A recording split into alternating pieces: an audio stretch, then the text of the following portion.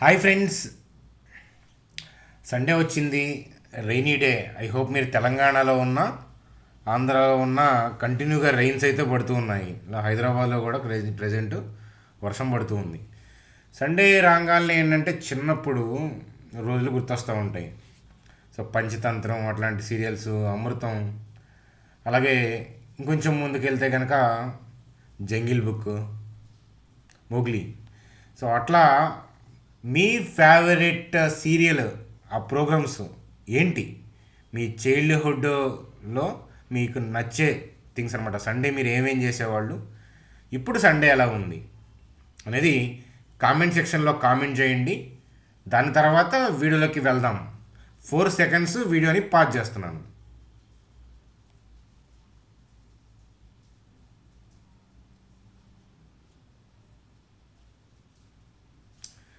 చేశారా? చూడండి friends, India GDP fall. ఈ కరెంట్ క్వార్టర్కి సంబంధించి ఏంటంటే జీడిపి నెంబర్స్ స్లో డౌన్ అయ్యాయి. ఇరాన్ పాయింట్ ఆఫ్ వ్యూలో చాలా వేరియేషన్ వచ్చింది. కారణం ఏంటి? కానీ జీడిపి నెంబర్స్ ఫాల్ డౌన్ అయినా కానీ వచ్చే వారం స్టాక్ మార్కెట్ బుల్ ఆంబోతులా పరిగెత్తబోతుంది. అంటే ఎఫ్ఐఐస్ బైతో ఏంటంటే దళాల స్ట్రీట్ దద్దరెళ్ళబోతుంది. సో అంతలా హెవీగా ఏంటంటే ఎఫ్ఐఐస్ బై చేస్తారు, అందులో డౌటే లేదు. సో ఆ విషయాల్ని నేను చార్ట్స్ ద్వారా ఎక్స్ప్లెయిన్ చేస్తాను. సో అట్లాగే ఈ రెండు మల్టీ బ్యాగర్స్ అనమాట. ఒకటేమో ఇన్ఫ్రాస్ట్రక్చర్కి సంబంధించి, ఇంకొకటేమో హోమ్ అప్లయన్సెస్కి సంబంధించి అనమాట. వీటిని స్టడీ చేద్దాం, వాటిల్లో ఆపర్చునిటీ ఎక్కడ అనేది చూద్దాం. సో ఆ విషయాల గురించి చూద్దాం. అలాగే బజాజ్ హౌసింగ్ ఫైనాన్స్కి సంబంధించి ఎప్పుడు ఓపెన్ అవుతుందో ఆ డీటెయిల్స్ వచ్చాయి. గ్రే మార్కెట్లో ప్రైస్ ఎంత నడుస్తుంది, సో ఆ ప్రైస్ బ్యాండ్ ఎలా అప్లై చేసుకోవాలి. మీరు కనుక ఆల్రెడీ బజాజ్ ఫినాన్స్, బజాజ్ ఫిన్సర్వ్ వీటిల్లో ఆల్రెడీ షేర్ హోల్డర్స్ అయితే బెనిఫిట్ ఏంటి, సో ఆ విషయాల గురించి చూద్దాం. బజాజ్ హౌసింగ్ ఫైనాన్స్ రాక్ చేయబోతుందా లేదా, సో ఆ విషయాల గురించి చూద్దాం. ఓవరాల్గా నిఫ్టీ, బ్యాంక్ నిఫ్టీ యొక్క కథాగమనంతో వీడియోని సింపుల్గా ఎండ్ చేద్దాం. చూడండి ఫ్రెండ్స్, వీడియోలోకి వెళ్ళే ముందు మన ఛానల్ వీడియోని లైక్ చేయడం అనేది మన జన్మ హక్కు. కాబట్టి వీడియోని లైక్ చేసి కంటిన్యూ చేద్దాం. చూడండి ఫ్రెండ్స్, నిన్నటి మన వీడియో అంటే చాణక్య స్టాక్ ట్రేడర్స్లో వీడియోని మీలో చాలామంది చూశారు, అలాగే ఫ్రెండ్స్కి కూడా రెఫర్ చేశారనమాట. ఇట్లాంటి వీడియోస్ రెఫర్ చేయండి. డైలీ మన న్యూస్ ఛానల్స్ మనం డిస్కస్ చేసే కాకుండా ఇట్లాంటివి చేయండి. ఎందుకంటే చూడండి, ఈటీఎఫ్లో మన దగ్గర ఏంటంటే 300 రూపీస్ ఉంటే చాలు. అంటే ఎవ్రీ మంత్ 1000 ఇన్వెస్ట్మెంట్ చేసినా చాలు. అర్థమవుతుందా? దాని ఇంపార్టెన్స్ ఏంటనేది ఒక 3-4 ఇయర్స్లో తెలుస్తుంది. అర్థమవుతుందా? కాబట్టి ఇట్లాంటి వీడియోస్ని ఫ్రెండ్స్కి షేర్ చేయండి అని చెప్పి చెప్తాను. ఎవరైనా ఇంకా వాచ్ చేయకపోతే కనుక చాణక్య స్టాక్ ట్రేడర్స్ అంటే మన ప్రైమరీ ఛానల్లో ఆ వీడియో ఉంది. ఎట్లాంటి వీడియోస్ని వదిలిపెట్టద్దు అని చెప్పి మరీ చెప్తాను. జస్ట్ చూడండి, ఒక్క 2 ఇయర్స్ కూడా అవ్వలేదు మనం నాస్డాక్లో ఈటీఎఫ్లో ఇన్వెస్ట్మెంట్ చేసి. దగ్గరగా 90-100% మనకి అప్ సైడ్ ఉంది. జోక్ కాదు కదా. చూడండి ఫ్రెండ్స్, ముందుగా నిఫ్టీ యొక్క చార్ట్ చూద్దాం. చూసే ముందు ఏంటంటే మనకి కంట్రీకి సంబంధించిన జీడిపి కరెంట్ క్వార్టర్ అంటే ఏప్రిల్ జూన్ క్వార్టర్ సంబంధించి ఏంటంటే నెంబర్స్ 6.7% ఉంది గ్రోత్. స్లో అయిపోయింది కదా, 15 మంత్ లో అనమాట. అట్లాగే ఇక్కడ చూస్తే కనుక లాస్ట్ ఫైనాన్షియల్ ఇయర్తో కంపేర్ చేస్తే ఏంటంటే చాలా డ్రాప్ ఉంది. లాస్ట్ ఫైనాన్షియల్ ఇయర్ మన సేమ్ క్వార్టర్ ఏంటంటే 8.2% అనమాట. ఇప్పుడేమో 6.7%, చాలా స్లో అయింది. అయితే ఇక్కడ మనకి చూడండి ఎందుకు స్లో అయిందో కారణం ఇక్కడ మన ఆర్బీఐ గవర్నర్ గారు కూడా చెప్తున్నారు. ఎందుకు స్లో అయింది అని అంటే లోయర్ గవర్నమెంట్ స్పెండింగ్. ఎందుకంటే ఈ ఎలక్షనీరింగ్ ఉంది కదా, దానివల్ల ఏంటంటే పెద్దగా స్పెండ్ చేయలేదన్నమాట. అయితే ఈ క్వార్టర్ ఇలా నెంబర్స్ వచ్చినాయి కదా అని చెప్పి డౌను మార్కెట్ పడిపోతుంది అని చెప్పి నేను అనుకోవట్లేదు. ఎందుకంటే మార్కెట్కి ఆల్రెడీ ఈ విషయం తెలుసు. అలాగే గతంలోనే మనకి ఆర్బీఐ గైడ్లైన్స్ ఇచ్చింది, ఈ క్వార్టర్కి సంబంధించి జీడిపి నెంబర్స్ తక్కువగానే వస్తాయనే గైడ్లైన్స్ ఉందన్నమాట. ఆల్రెడీ పీపుల్కి తెలుసు. అట్లాగే మీరు చూస్తే ఇంకొంచెం డీపర్గా చూస్తే మూడీస్ ఇట్లాంటి వాళ్ళు ఓవరాల్గా ఫైనాన్షియల్ ఇయర్ 25కి సంబంధించి ఏంటంటే ఫైనాన్షియల్ ఇయర్ 25కి సంబంధించి 26కి సంబంధించి వాళ్ళు ఏంటంటే మంచి రేటింగ్ ఇచ్చారనమాట. జీడిపికి సంబంధించి దగ్గరగా ఏంటంటే 7.2% ఉంటుంది ఓవరాల్గా గ్రోత్ అనే పాయింట్ ఆఫ్ వ్యూలో నెంబర్స్ ఇచ్చారు. సో అయితే ఇది ఎలక్షనీరింగ్ వల్ల దాని థింగ్స్ వల్ల ఎలక్షన్స్ వల్ల ఏంటంటే గవర్నమెంట్ స్పెండ్ అనేది ఎక్కువ చేయలేకపోయింది. సో అయితే దాని ఇంపాక్ట్ అనేది క్లియర్ కట్గా కనిపిస్తుంది. మన ఎకానమీ స్లో డౌన్ కాదు అనేది క్లియర్ కట్గా మనకు కూడా అర్థమవుతుంది. కాబట్టి దీన్ని స్టాక్ మార్కెట్ నెగిటివ్గా తీసుకుంటుందని నేను అనుకోవట్లేదు. సో కాబట్టి నిఫ్టీ చార్ట్లోకి వెళ్ళి చూద్దాం పదండి. చూడండి సార్, నిఫ్టీ యొక్క చార్ట్ చూస్తే యూ బ్రేక్అవుట్ ట్రెడిషనల్ లాజిక్స్ తెలిస్తే మీకు, లేదా ఫ్లాగ్ బ్రేక్అవుట్ అనుకుంటారు, ఆల్ టైమ్ హై బ్రేక్అవుట్ వచ్చింది. కాబట్టి టార్గెట్ ఏంటి అని అంటే పీపుల్ ఏం చేస్తారంటే టార్గెట్గా సో ఈ టాప్ లైన్ నుంచి బోటమ్ లైన్కి ఉన్న లెంత్ సుమారుగా 800 పాయింట్స్ ఉన్నట్లుంది కదా. సో 800-900 పాయింట్స్ ఉంది కదా. కాబట్టి సో ఇక్కడ బై చేసి టార్గెట్గా ఏంటంటే 26,000ని టార్గెట్ చేస్తారు. ఎవరు? Retail people, traditional logics point of వ్యూలో వెళ్ళేవాళ్ళు. కానీ వాళ్ళు స్టాప్ లాస్ ఎక్కడ పెడతారంటే సో ఇది డబుల్ టాప్ బ్రేక్అవుట్ కాబట్టి 25,075 కన్నా కింద పెడతారు. 24,000 అనేది రౌండ్ నెంబర్ కాబట్టి 25,000 అనేది సపోర్ట్ లాగా యాక్ట్ చేస్తుందని చెప్పి 25,000 కిందన్న స్టాప్ లాస్ పెడతారు. సో ఇవన్నీ మీకు కూడా తెలుసుంటే ఓకే, తెలియకపోతే తెలియాల్సిన అవసరం లేదు. సో కానీ ఇన్స్టిట్యూషనల్ ప్లేయర్స్ ఎలా చేస్తారు అని అంటే చూడండి ఫ్రెండ్స్, కంటిన్యూగా బై చేసుకుంటూ వస్తున్నారు. మన వీడియోస్లో చూడండి, ఈ క్యాండిల్ పడిన దగ్గర నుంచి ఏ ఒక్క వీడియోలో కూడా బ్రాడ్ వ్యూ డౌన్ అనే పాయింట్ ఆఫ్ వ్యూలో మాట్లాడలేదు. Broad view up. FII data మీకు నెగిటివ్ కనిపిస్తున్నా కూడా నా వ్యూ మార్చలేదు. రీజన్ ఏంటంటే ఎఫ్ఐఐ డేటా నెగిటివ్లో కనిపించడానికి కారణం ఏంటంటే ప్రీవియస్గా రిలీజ్ చేసిన ఈ గ్యాప్ డౌన్ ఉంది కదా, ఈ గ్యాప్ డౌన్ తాలూకా సెల్ ఆర్డర్స్ ఎగ్జిక్యూట్ అవుతున్నాయి. అప్పుడు మీకు డేటా అక్కడ ఏంటంటే నెగిటివ్గా రిఫ్లెక్ట్ అవ్వచ్చు. సేమ్ థింగ్ ఇవాళ డేటా, సే ఫర్ ఎగ్జాంపుల్ ఇవాళ మండే అనుకోండి, ఇవాళ ఈవినింగ్ డేటాని బేస్ చేసుకొని ట్యూస్డే డేటా ఏమొస్తుందో మీకు తెలియదు. ఒకవేళ ట్యూస్డే డేటా ప్లస్ మైనస్ మీకు తెలిసినంత మాత్రాన మార్కెట్ కిందకో పైకో అంచనా వేయలేరు. ఇదైతే కనుక బెటర్ ట్రూత్. అవునా? అవును. సో కాబట్టి డైరెక్షన్ ఎటు పోతుంది అనేది అంచనా వేసే ప్రయత్నం చేయండి. సో నేనైతే సిఎంపీలో బై చేయమని అట్లాంటి పాయింట్ ఆఫ్ వ్యూలో నేను థాట్ ఇవ్వను. ఎందుకంటే మండే రావచ్చు బ్యాడ్ న్యూస్, ట్యూస్డే రావచ్చు, వెన్స్డే రావచ్చు, ఏదైనా గ్లోబల్గా చిన్న అలర్ట్ రావచ్చు. అలాంటప్పుడు స్టాప్ లాస్ హిట్ అవుతాయి. వాళ్ళకి ఇబ్బంది ఉండదు. ఇన్స్టిట్యూషనల్ ప్లేయర్స్ ఏంటంటే కంటిన్యూగా బై చేసుకుంటున్నారు కాబట్టి ఏదైనా బ్యాడ్ న్యూస్ వస్తే వాళ్ళకి ప్రాఫిట్ బుకింగ్ అవుతుంది. 1-2 డేస్ ఏదైనా డిప్ అయితే మళ్ళీ పైకి వెళ్తారు. ఓవరాల్గా వాళ్ళకి ఒక కంటిన్యూగా ఒక రేంజ్లో చేస్తున్నారు కాబట్టి అవుతుంది. కానీ ఎప్పుడు పడితే అప్పుడు మనం బై చేయాలి అని అంటే ఇబ్బంది అనమాట. మనం 1-2 లాట్స్తో చేసే వాళ్ళకి హైలో కాదు చేయాల్సింది. చూడండి ఫ్రెండ్స్, ఏదైనా మండే కానీ ట్యూస్డే కానీ వెన్స్డే కానీ ఎప్పుడైనా బ్యాడ్ న్యూస్లు రాకుండా ఉండవు గ్లోబల్గా. సో లేదా బ్యాడ్ న్యూస్లు రాకపోయినా సో మన గుడ్ న్యూస్లు వచ్చినా కూడా హైయర్ లెవెల్లో ఓపెన్ అయినప్పుడు, ఇప్పుడు చూడండి మండే రేపు గుడ్ న్యూసే ఉంది, గ్లోబల్ వ్యూస్ బాగున్నాయి, గ్యాప్ అప్ హయ్యర్ లెవెల్లో 25,400 ఆ టైంలో ఓపెన్ అయింది అనుకుందాం. ఓపెన్ అయితే మీలో ఇప్పుడు వీడియో చూస్తున్న వాళ్ళు ఎవరైనా కానీ సెల్ చేయడానికి చూస్తారా? చూడరు. మనసులో ఇంటెన్షన్ ఉందా పడిపోద్దని? ఉండదు కదా. మరి ఇన్స్టిట్యూషనల్ ప్లేయర్స్ కూడా బై మోడ్లోనే ఉన్నారు. ఆ విషయం కూడా మీకు తెలుసు. ఇద్దరు బై మోడ్లో ఉంటే పడవ ఉందనుకోండి, అందరూ ఒకవైపు కూర్చోండి, సో అప్ సైడ్ డౌన్ అవుతుంది, ఇది అటు బోల్తా పడుతుంది. అవునా? ఆర్డర్లు ఎగ్జిక్యూట్ అవ్వన్నమాట. సో హైయర్ లెవెల్లో ఆర్డర్లు ఎగ్జిక్యూట్ అవ్వనప్పుడు ఏమవుతుందంటే వాళ్ళు బై చేయలేక ఏం చేస్తారంటే ఆల్రెడీ చాలా బై చేశారు కదా, మార్కెట్లో వోల్టాలిటీ క్రియేట్ చేయడం కోసం ఏం చేస్తారంటే కొద్దిగా సెల్ కొడతారు. ఇట్లాంటి కారణాల వల్ల కూడా పడుతుంది. మార్కెట్లో బ్యాడే కాదు, ఇట్లాంటి థింగ్స్ వల్ల కూడా ఏంటంటే హైయర్ లెవెల్లో ఓపెన్ అయ్యి సడన్గా రెడ్ క్యాండిల్స్ పట్టడానికి కారణం ఏంటంటే ఆర్డర్లు దొరక్కనమాట. అంటే బై మోడ్లోనే ఉన్నప్పుడు అందరూ సో ఆర్డర్లు దొరక్క వీళ్ళు చాలా బై చేశారు కదా, కొంత ప్రాఫిట్ బుకింగ్ చేసుకుంటే డిప్ వస్తుంది కదా. ఆ డిప్ వచ్చినప్పుడు సపోజ్ మండే డిప్ వచ్చింది అనుకోండి, మీలో చాలామంది సెల్ గురించి ఆలోచిస్తారు, కాస్త భయపడతారు బై చేయాలంటే. ట్యూస్డే కూడా సెల్ వచ్చింది అనుకోండి, మీలో చాలామంది సెల్ చేయడానికి డేర్గా ఉంటారు. అంటే మనం ఎప్పుడైతే రీటైల్ పీపుల్ సెల్ మోడ్లో పాయింట్ ఆఫ్ వ్యూలో ఆలోచిస్తామో, మనం సెల్ చేయడం స్టార్ట్ చేసామంటే వాళ్ళకి బై ఆర్డర్లు ఈజీగా దొరుకుతాయి. అందుకని అప్ ట్రెండ్లో ఉన్నప్పుడు 1-2 డేస్ ఏదైనా డిప్ వస్తే ర్యాలీ అనేది చాలా భయంకరంగా ఉంటుంది. కాబట్టి ఏదైనా 1-2 డేస్ డిప్ వస్తే కనుక I will think about 25,075 below or 25,000 below I will try to think about the swing అని చెప్తాను. నా స్ట్రాటజీ అయితే అదే. రాకుండా పైకి వెళ్తే కనుక చూస్తుంటాను, అంతే కదా. సో చూడండి ఫ్రెండ్స్, ప్రతి ట్రేడ్ మనం చేస్తున్నప్పుడు 1-2 డేస్ డిప్ వస్తే బ్యాడ్ న్యూస్ వస్తే ఏంటి అనేది మనకు తెలియాలి. అలా తెలియనప్పుడు గ్లోబల్ క్యూస్లో ఏదైనా రెడ్ ఉన్నా, ఏషియన్ మార్కెట్స్లో రెడ్ ఉన్నా భయమే. లేదా ఎవడన్నా తమ్మునీళ్ళు నాలాంటి వాళ్ళు ఏంటంటే రెడ్ రెడ్ అని చెప్పి తమ్మునీల్స్ పెడతా ఉంటారు కదా, రక్తపాతం ఎట్లాంటివి అని.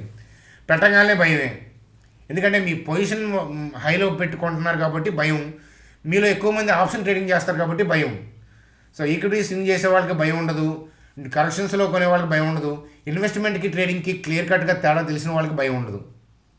అదనమాట. కాబట్టి ఓవరాల్గా నాలెడ్జ్ ఉన్న వాళ్ళకి భయం ఉండదు. కాబట్టి నాలెడ్జ్ అనేది ఎసెట్ అని నేను చెప్తాను. చూడండి ఫ్రెండ్స్, నేను చెప్తున్న థింగ్స్ మీకు అర్థమైనయా లేదా? కాస్త ఆడిగా ఉన్నట్లు అనిపిస్తుంది, కానీ స్లోగా కిక్కిస్తుంది మన ఛానల్, అందులో డౌటే లేదు. సో అందుకే నేను ఇమీడియట్గా సబ్స్క్రైబ్ చేయమని కూడా నేను చెప్పను. సో విషయం ఏంటంటే, నేను ఇప్పుడు దాకా చెప్పింది ఏంటంటే, కాస్త మెచ్యూరిటీ ఉండి, కాస్త నాలెడ్జ్ ఉండి, స్టాక్ మార్కెట్లో ఎప్పటి నుంచో ఉన్న వాళ్ళకి నేను చెప్పే థింగ్స్, వాళ్ళ స్ట్రాటజీస్ అర్థమవుతాయి, ఇన్స్టిట్యూషన్స్. బిగినర్స్ వాళ్ళకి ఏంటంటే కాస్త టైం పడుతుంది. సో అందువల్ల ఏంటంటే కాస్త సోదనిపించవచ్చు. సో కానీ మీకు సోదనిపించినా ఏమనిపించినా ఏంటంటే నా స్టైల్ నేను మార్చను. Sometimes I will be famous, sometimes I will be notorious, but I am myself. I don't want to be somebody forever comments. అదనమాట. మీకు ఏది పనికి వస్తుంది, మీకు ఎలా నేను తెలుసుకున్నాను ఈ 8 years జర్నీలో అనేదే సో నేను ఇక్కడ ప్రజెంట్ చేస్తాను. చూడండి ఫ్రెండ్స్, బజాజ్ హౌసింగ్ ఫైనాన్స్కి సంబంధించి సో ఆల్రెడీ మాట్లాడుకున్నాం. అలాగే ఇప్పుడు ఐపీఓ ఏంటంటే opens on September 9th, closes on September 11. So అలాగే ఏంటంటే బజాజ్ హౌసింగ్ ఫైనాన్స్ వాళ్ళు ఏంటంటే 7,000 crores దాకా దగ్గరగా ఏంటంటే వాళ్ళు ఫండ్ రేజ్ చేయాలని చెప్పి చూస్తున్నారు. సో అయితే గ్రే మార్కెట్లో ఎంత ప్రైస్ ఉంది అనేది చూద్దాం. చూడండి ఫ్రెండ్స్, బజాజ్ హౌసింగ్ ఫైనాన్స్కి సంబంధించి ఏంటంటే సో గ్రే మార్కెట్లో 65 per share లాగా కనిపిస్తూ ఉంది. అలాగే ఏంటంటే ప్రీమియం డీటెయిల్స్ అవన్నీ కూడా వస్తాయి మనకి, ఇక పూర్తి డీటెయిల్స్ రాలేదు. సో అన్అఫీషియల్ మార్కెట్ ఏంటంటే 40 అనేది కనిపిస్తూ ఉంది.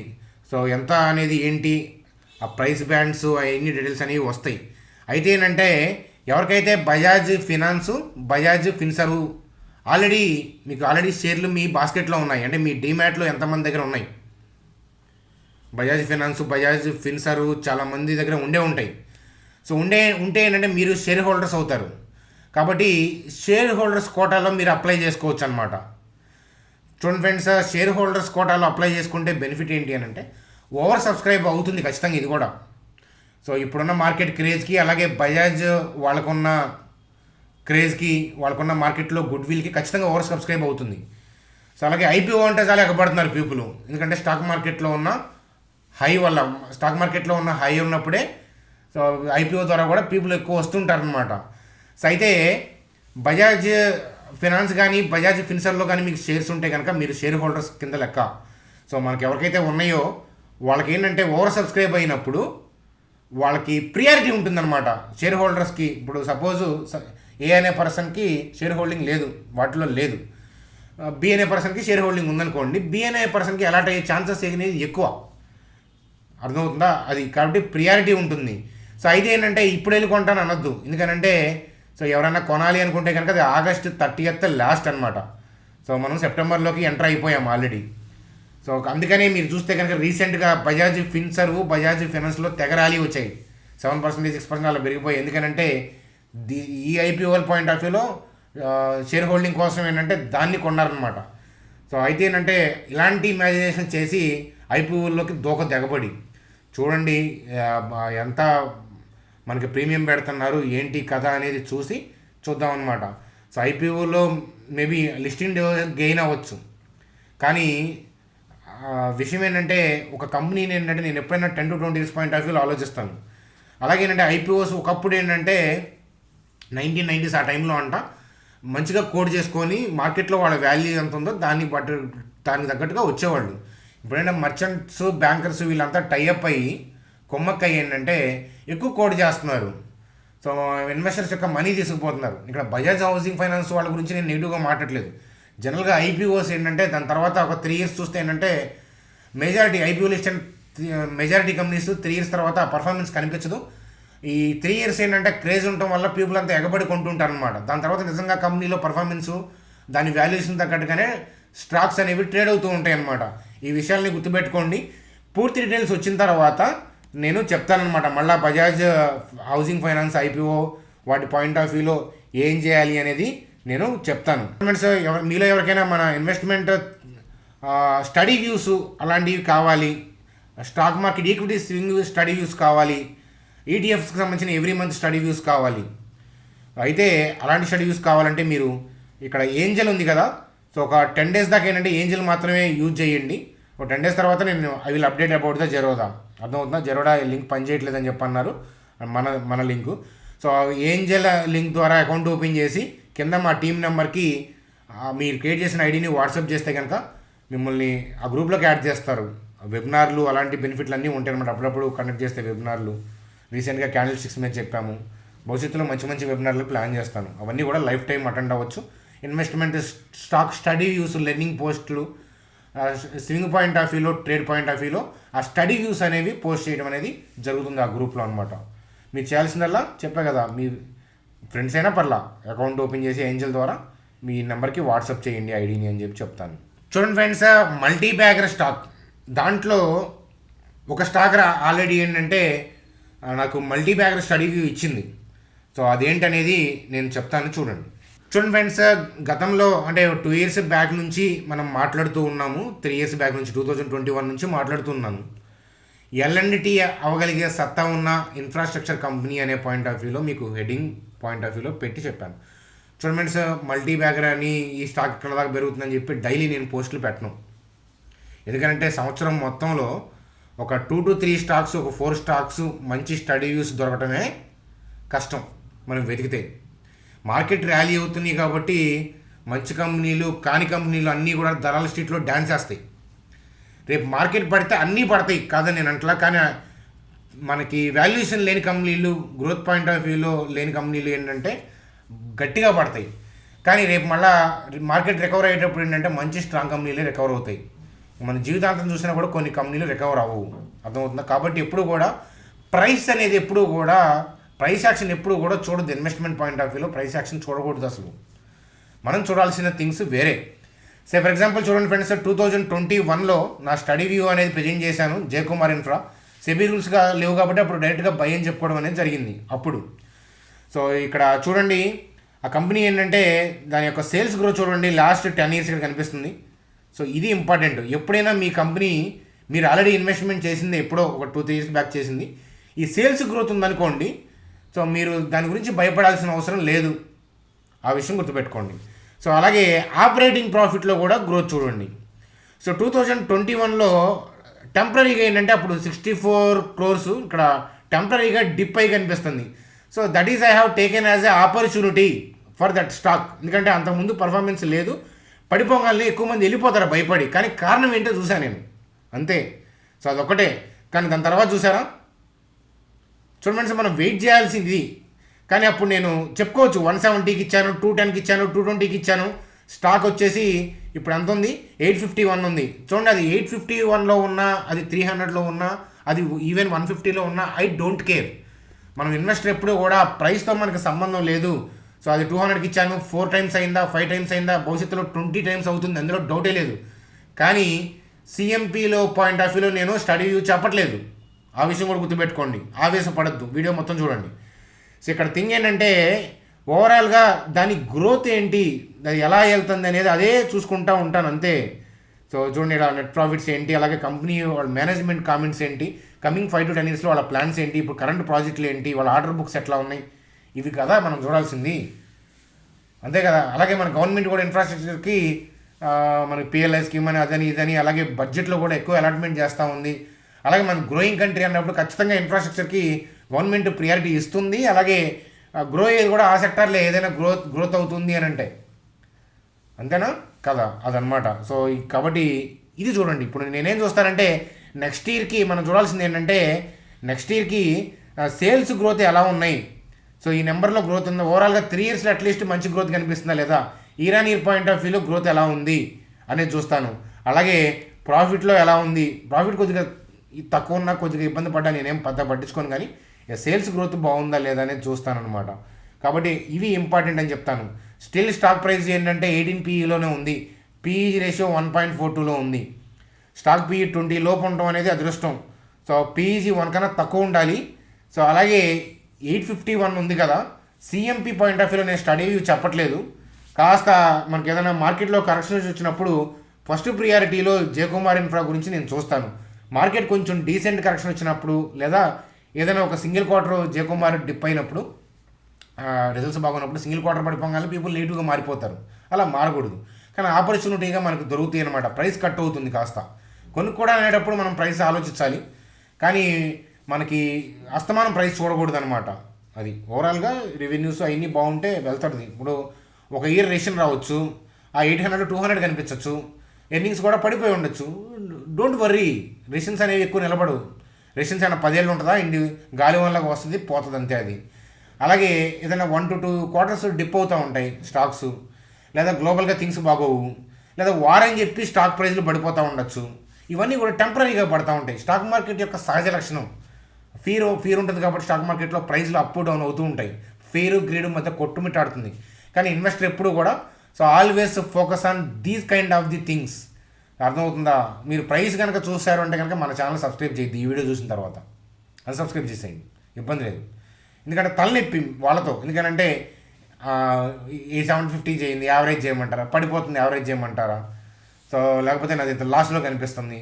మనం అమ్మకుండా లాస్ అవ్వదు, అలాగే మనం అమ్మకుండా గెయిన్ కూడా అవ్వదు. అర్థమవుతుందా? అది ఓవరాల్గా ఎర్నింగ్స్ ఆ థింగ్స్ అవి బాగుంటే life time we can keep for the stock. మనం దాన్ని అమ్మి మాత్రం ఏం చేయాలి? ఇంకో మంచి కంపెనీ పట్టాలి. ఇంకొక మంచి కంపెనీ అంత ఈజీయా? జయకుమార్ లాంటి కంపెనీ మళ్ళీ ఐడెంటిఫై చేయడం అంత ఈజీయా?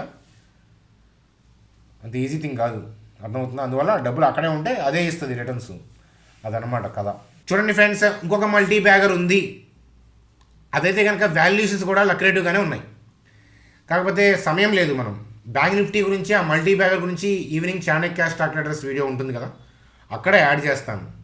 అదనమాట. ఇక్కడ దాకా మీరు వీడియో చూసారంటే సబ్స్క్రైబ్ చేసి ఉంటారు. చేయకపోతే మీ ఇష్టం, మీరే ఇబ్బంది పడతారు. కాబట్టి మీ అభిప్రాయాల్ని కామెంట్ సెక్షన్లో తెలియజేయండి వీడియో మీద.